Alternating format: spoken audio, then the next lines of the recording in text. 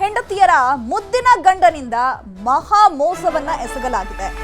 ಮೊದಲ ಮದುವೆ ವಿಚಾರವನ್ನ ಮುಚ್ಚಿಟ್ಟು ಎರಡನೇ ಮದುವೆ ಆಗಿದ್ದಾನೆ. ಎರಡನೇ ಹೆಂಡತಿಯಿಂದ ಗಂಡನ ಮೇಲೆ ಈಗ ಆರೋಪಗಳನ್ನ ಮಾಡಲಾಗ್ತಾ ಇದೆ. ಇಬ್ಬರ ಹೆಂಡತಿಯರ ಮುದ್ದಿನ ಗಂಡನಿಂದ ಮೋಸವನ್ನ ಎಸಗಲಾಗಿದ್ದು ಈಗ ಎರಡನೇ ಹೆಂಡತಿಯಿಂದ ಗಂಡನ ಮೇಲೆ ಆರೋಪಗಳು ಕೇಳಿ ಬರ್ತಾ ಇದೆ. ಮೈಸೂರಿನಲ್ಲಿನ ಮದುವೆ ವಿವಾದದ ಸ್ಟೋರಿ ಇದು. ಮೈಸೂರಿನಲ್ಲಿನ ಜೆಪಿ ನಗರದಲ್ಲಿ ನಡೆದಿರುವಂತಹ ಘಟನೆ. ಲಾವಣ್ಯ ಜೊತೆ 2020ರಲ್ಲಿ ಈ ಶಿವಕುಮಾರ್ ಎಂಬಾತ ಮದುವೆ ಆಗ್ತಾನೆ. ಅದಾದ ಬಳಿಕ 1 ವರ್ಷ ಸಂಸಾರ ಮಾಡ್ತಾನೆ.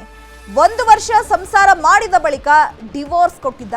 ನಂತರ 2022ರಲ್ಲಿ ಶೋಭಾ ಜೊತೆ ಶಿವಕುಮಾರ್ ಮದುವೆ ಆಗ್ತಾನೆ. ಚನ್ನರಾಯಪಟ್ಟಣದ ಶೋಭಾ ಜೊತೆ ಶಿವು ಮದುವೆ ಆಗ್ತಾನೆ. ಆದ್ರೆ ಆ ಎರಡನೇ ಮದುವೆ ಆಗ್ತಾರಲ್ಲ, ಆ ಎರಡನೇ ಹೆಂಡತಿಗೆ ಮೊದಲ ಹೆಂಡತಿಯ ಬಗ್ಗೆ ಯಾವುದೇ ವಿಚಾರ ಗೊತ್ತಿರೋದಿಲ್ಲ. ಮತ್ತೆ ಗಂಡನನ್ನ ಹುಡುಕಿಕೊಂಡು ಬಂದಿದ್ದಾಳೆ ಲಾವಣ್ಯ. ಪೊಲೀಸರಿಗೆ ದೂರು ನೀಡಿದ್ದ ಮೊದಲ ಪತ್ನಿ ಲಾವಣ್ಯ. ದೂರಿಗೆ ಹೆದರಿ ಲಾವಣ್ಯ ಜೊತೆ ಶಿವು ಸಂಸಾರಕ್ಕೆ ಒಪ್ಕೊಂಡಿದ್ದಾನೆ. ಮತ್ತೆ ಮರು ಮದುವೆ ಆಗಿದ್ದಾನೆ. ಒಂದೇ ಮನೆಯಲ್ಲಿ ಶೋಭಾ ಹಾಗೂ ಲಾವಣ್ಯ ಜೊತೆ ಸಂಸಾರವನ್ನ ಮಾಡ್ತಾ ಇದ್ದ. 3 ತಿಂಗಳಿನಿಂದ ಇಬ್ಬರು ಹೆಂಡತಿಯರ ಜೊತೆ ಈತ ಸಂಸಾರ ಮಾಡ್ತಾ ಇದ್ದ. ಆದ್ರೆ ಒಬ್ಬರಿಗೊಬ್ಬರಿಗೆ ವಿಚಾರನೇ ಗೊತ್ತಿಲ್ಲ ಇಲ್ಲಿ. ಬಟ್ ಆ ವಿಚಾರ ಗೊತ್ತಿರೋದು ಇಲ್ಲಿ ಶಿವಕುಮಾರ್ಗೆ ಮಾತ್ರ. ನಾನು ಜೊತೆಯಲ್ಲಿ ಇರಲ್ಲ ಅಂತಿದ್ದಾರೆ ಅಂತ ಹೇಳಿ ಎರಡನೇ ಪತ್ನಿ ಶೋಭಾ ಈಗ ಕಣ್ಣೀರು ಹಾಕ್ತಾ ಇದ್ದಾರೆ. ಲಾವಣ್ಯಗೆ ಡಿವೋರ್ಸ್ ಕೊಟ್ಟಿದ್ದಾಗ ಆಕೆ ಪೊಲೀಸರ ಬಳಿ ಬಂದಿದ್ಲು. ನಾನು ಗರ್ಭಿಣಿ ಆಗಿದ್ದೇನೆ, ಶಿವು ಜೊತೆ ರಿಜಿಸ್ಟರ್ ಮ್ಯಾರೇಜ್ ಮದುವೆ ಮಾಡಿಸಿ ಅಂತ ಹೇಳಿ ಪೊಲೀಸರಿಗೆ ದೂರನ್ನ ಕೊಟ್ಟಿದ್ದಾಳೆ. ಆದರೆ ಶಿವಕುಮಾರ್ ಜೊತೆ ಡಿವೋರ್ಸ್ ಆಗಿದ್ದಂತಹ ಸಂದರ್ಭದಲ್ಲಿ ಲಾವಣ್ಯ ಕೇರಳದ ಪ್ರಸೂನ್ ಎಂಬಾತನ ಜೊತೆ ಮದುವೆ ಆಗಿದ್ಲು ಅಂತ ಎರಡನೇ ಪತ್ನಿ ಶೋಭಾ ಕೂಡ ಆರೋಪವನ್ನ ಮಾಡ್ತಾ ಇದ್ದಾಳೆ. ಲಾವಣ್ಯ ಎನ್ನುವ ಹುಡುಗಿಯನ್ನು ಪ್ರೀತಿಸಿ ಮದುವೆಯಾಗಿ ಡಿವೋರ್ಸ್ ಆದ ನಂತರ ನನ್ನನ್ನು ಮದುವೆಯಾಗಿದ್ದಾರೆ. ನೆಕ್ಸ್ಟು ಅವರ ಅಪ್ಪ ಅಮ್ಮನೂ ಸಹ ನಮಗೆ ಯಾವುದೇ ತರಹ ಇನ್ಫಾರ್ಮೇಷನ್ನು ಕೊಟ್ಟಿರಲಿಲ್ಲ. ಇವನು ಡಿವೋರ್ಸ್ ಆಗಿದೆ ಅಂತ ನನ್ನನ್ನು ಮದುವೆ ಮಾಡಿ ಮನೆಗೆ ಕರೆದುಕೊಂಡು ಬಂದರು. ಅದಾದಾಗೆ ಕೆಲವು ತಿಂಗಳ ನಂತರ ಪೊಲೀಸರಿಂದ ಕಾಲ್ ಬಂತು, ನಿನ್ನ ಗಂಡ ನಿನಗೆ ಮೋಸ ಮಾಡಿ ಮದುವೆ ಆಗಿದ್ದಾನಮ್ಮ, ನೀನು ಎರಡನೇವಳು, ಇಲ್ಲಿ ಡಿವೋರ್ಸ್ ಆದ ನಂತರ ಈ ಹುಡುಗಿ ಪ್ರೆಗ್ನೆಂಟ್ ಆಗಿದ್ದಾಳೆ, ಇದು ರೇಪ್ ಕೇಸ್ ಆಗುತ್ತೆ, ನಿನ್ನ ಗಂಡ ಜೈಲಿಗೆ ಹೋಗ್ತಾನೆ ಅಂತ ಹೇಳಿದ್ರು. ಅದಾದಮೇಲೆ ಲಾವಣ್ಯವರ ಪೇರೆಂಟ್ಸ್, ಅವರ ಅಪ್ಪ ಅಮ್ಮ, ಲಾಯರು, ಪೊಲೀಸವರೆಲ್ಲ ಸೇರಿಕೊಂಡು ರೀಮ್ಯಾರೇಜ್ ಮಾಡಿದ್ರು.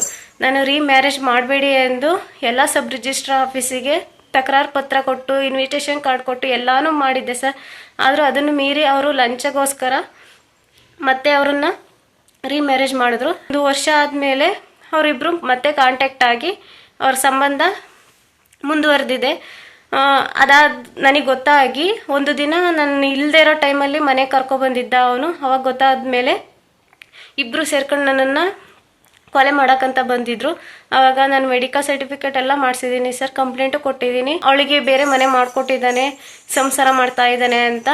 ಅದಕ್ಕಾಗಿ ನಾನು ಮನೆ ಕರ್ಕೊಬಂದೆ ಸರ್. ಮನೆ ಕರ್ಕೊಬಂದಾಗ ಗೊತ್ತಾಗಿದ್ದು ಅವಳು ಇನ್ನೊಂದು ಮದುವೆ ಆಗಿ ಅವನನ್ನು ಬಿಟ್ಟು ಈಗ ಅವನಿಗೂ ಡಿವೋರ್ಸಿಗಂತ ಹಾಕಿದ್ದಾಳೆ ಅಂತ. ಈ ಬಗ್ಗೆ ಮತ್ತಷ್ಟು ಮಾಹಿತಿಯನ್ನು ಕೊಡ್ತಾರೆ ನಮ್ಮ ಪ್ರತಿನಿಧಿ ಆನಂದ್. ಫೋನ್ ಸಂಪರ್ಕದಲ್ಲಿ ಜಾಯ್ನ್ ಆಗಿದ್ದಾರೆ. ಆನಂದ್, ಏನಿದು ಮದುವೆ ಗಲಾಟೆ? ಈ ಶಿವಕುಮಾರ್ ಡಿವೋರ್ಸ್ ಆದ್ಮೇಲೆ ಮತ್ತೆ ಯಾಕೆ ಆಕೆಯನ್ನ ಮರು ಮದುವೆ ಆಗಿದ್ದಾನೆ? ಅವರ ಪೋಷಕರು ಏನ್ ಹೇಳ್ತಿದ್ದಾರೆ? ಜೊತೆಗೆ ಈ ದೂರನ್ನ ದಾಖಲು ಮಾಡಿರೋದಾಳಲ್ಲ ಶೋಭಾ, ಅವಳು ಏನ್ ಹೇಳ್ತಿದ್ದಾಳೆ? ಚೈತ್ರ ಏನು ಮೊದಲೇ ಮದುವೆಯಾಗಿ ಅದನ್ನ ಆಕೆಗೆ ಡಿವೋರ್ಸ್ ಅನ್ನ ಕೊಟ್ಟು ಅವೆಲ್ಲ ವಿಚಾರವನ್ನು ಕೂಡ ಮುಚ್ಚಿಟ್ಟು ಇನ್ನೊಬ್ಬ ಆಕೆಯನ್ನು ಕೂಡ ಮದುವೆ ಘಟನೆ. ಈ ಘಟನೆ ಏನಿದೆ ಇದು ಮೈಸೂರಿನ ಜೆಪಿ ನಗರದಲ್ಲಿ ನಡೆದಿರುವಂತದ್ದು. ಈ ಶಿವಕುಮಾರ್ ಏನು 2020ರಲ್ಲಿ ಲಾವಣ್ಯ ಎಂಬಾಕೆಯನ್ನ ಮದುವೆ ಆಗಿರ್ತಾನೆ. 2021ರಲ್ಲೂ ಕೂಡ ಆಕೆಗೆ ಡೈವರ್ಸ್ ಸಹ ಕೊಟ್ಟಿರ್ತಾನೆ. ಆದ್ರೆ ಡೈವರ್ಸ್ ನಂತರವೂ ಕೂಡ ಆಕೆಯ ಜೊತೆಗೆ ಈತ ಸಲಿಗೆಯಿಂದ ಇರ್ತಾನೆ. ತದನಂತರದಲ್ಲಿ 2022ರಲ್ಲಿ ಮನೆಯವರ ಆಸೆ ಅಂತ ಒಂದು ಅರೇಂಜ್ ಮ್ಯಾರೇಜ್ ಅನ್ನು ಕೂಡ ಮಾಡ್ಕೋತಾನೆ. ಅದು ಏನು ಈ ಶೋಭಾ ಈಗ ಯಾರು ಆರೋಪ ಮಾಡ್ತಾ ಇದ್ದಾರೆ, ಈಕೆ ಮೂಲತಃ ಹಾಸನ ಜಿಲ್ಲೆಯ ಚನ್ನರಾಯಪಟ್ಟಣದ ಮೂಲದವರು. ಈಕೆಯನ್ನು 2022ರಲ್ಲಿ ಮದುವೆ ಆಗ್ತಾನೆ. ತದನಂತರದಲ್ಲಿ ಈಗ ಏನಾಗ್ತಿದೆ ಅಂತಂದ್ರೆ ಈಕೆಗೂ ಸಹ ಏನು ವಿಚಾರವನ್ನು ಮುಚ್ಚಿಟ್ಟು ಮದುವೆ ಆಗಿದ್ದ. ಈ ವಿಚಾರ ಈಕೆಗೆ ತಿಳಿದ ನಂತರ ಲಾವಣ್ಯ ಎಂಬ ಆಕೆಯನ್ನು ಕೂಡ ಮನೆಗೆ ಕರ್ಕೊಂಡ್ಬಂದು ಇಟ್ಕೊಂಡು ಈಕೆಗೆ ಚಿತ್ರಹಿಂಸೆ ಕೊಡ್ತಾ ಇದ್ದಾನೆ ಅನ್ನುವಂಥ ಆರೋಪವನ್ನ ಶೋಭಾ ಅವರು ಮಾಡ್ತಾ ಇರುವಂಥದ್ದು. ಸದ್ಯ ಈಗ ಶೋಭಾ ಅವರ ಬೇಡಿಕೆ ಎಷ್ಟೇ, ನನ್ನನ್ನು ಸರಿಯಾಗಿ ನೋಡ್ಕೊಳ್ತಾ ಇಲ್ಲ, ಈಗಾಗಲೇ ಆಕೆಗೆ ಡಿವೋರ್ಸ್ ಆಗಿದೆ, ಮತ್ತೆ ಆಕೆ ಮನೆಗೆ ಕರ್ಕೊಂಡ್ಬಂದು ಇಟ್ಕೋಬೇಕು ಅನ್ನುವಂಥದ್ದು ಒಂದು ಕಡೆ. ಆದರೆ ಮತ್ತೊಂದು ಕಡೆ ಇವೆಲ್ಲ ವಿಚಾರವನ್ನು ಸಹ ನಮಗೆ ಮುಚ್ಚಿಟ್ಟು ಮದುವೆ ಆಗಿರುವಂಥದ್ದು. ಈ ನೆಲೆಯಲ್ಲಿ ನನಗೆ ನ್ಯಾಯ ಬೇಕು ಅಂತ ಶೋಭಾ ಅವರು ಮನವಿ ಮಾಡ್ತಾರೆ. Chaitra. Okay, thank you Anand ತಮ್ಮೆಲ್ಲ ಇನ್ಫಾರ್ಮೇಶನ್ಗೆ.